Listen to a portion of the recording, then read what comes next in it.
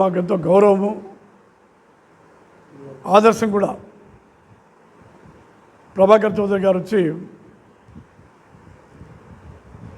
Party assembly parliament అభ్యర్థిని గెలిపించాలని చెప్పి చంద్రబాబు నాయుడు గారి తరఫున అధిష్టాన వర్గం తరఫున ఆయన కోరడం జరిగింది.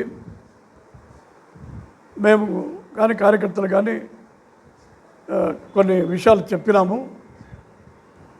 ఎందుకంటే కార్యకర్తలు తెలుగుదేశం పార్టీలో 35 ఏళ్ళు 40 ఏళ్ళుగా పనిచేస్తుంటారు. వాళ్ళకు సమస్యలు ఉంటాయి. వాళ్ళకి భవిష్యత్తులో ఎటువంటి అన్యాయం కానీ ఇబ్బంది కానీ లేకపోతే అగౌరవం కానీ జరగకూడదు.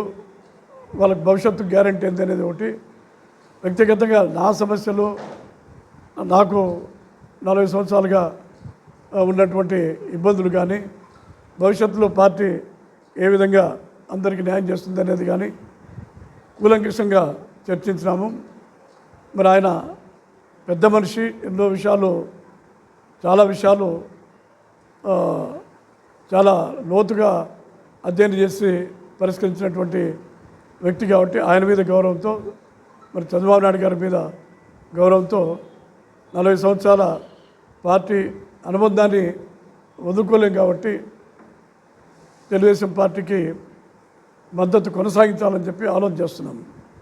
మరీ ముఖ్యంగా నాకు అదనంగా దేవిగొండ నారాయణ గారి కుటుంబంతో 40 సంవత్సరాల అనుబంధం ఉంది, బాంధవ్యం ఉంది, బంధుత్వం ఉంది, స్నేహితం అన్నీ ఉన్నాయి. ఆయన కుమారుడే ఎంపీ క్యాండిడేట్ కాబట్టి నాకు అదనపు బాధ్యత కూడా ఈరోజు పడింది. పైగా మేమిద్దరం జమ్మోడుగు నియోజకవర్గ వాసులం కాబట్టి ఏదేమైనప్పుడు కూడా రాష్ట్ర భవిష్యత్తును దృష్టిలో పెట్టుకొని ఇప్పుడు మేనిఫెస్టోలో కూడా చాలా మంచి విషయాలు చంద్రబాబు నాయుడు గారు అన్ని వర్గాల ప్రజలకు మేలు చేసేటని చెప్పినారు కాబట్టి తప్పకుండా రేపటి నుంచి అన్ని నియోజకవర్గాల్లో 7 నియోజకవర్గాల్లో కూడా పర్యటించి అక్కడ సమన్వయం చేయడం కానీ ప్రచారం చేయడం కానీ అన్నీ కూడా బాధ్యత తీసుకొని తెలుగుదేశం పార్టీ అసెంబ్లీ అభ్యర్థులు కానీ పార్లమెంట్ అభ్యర్థి కానీ గెలిపించేదానికి పూర్తి స్థాయిలో కృషి చేస్తాను.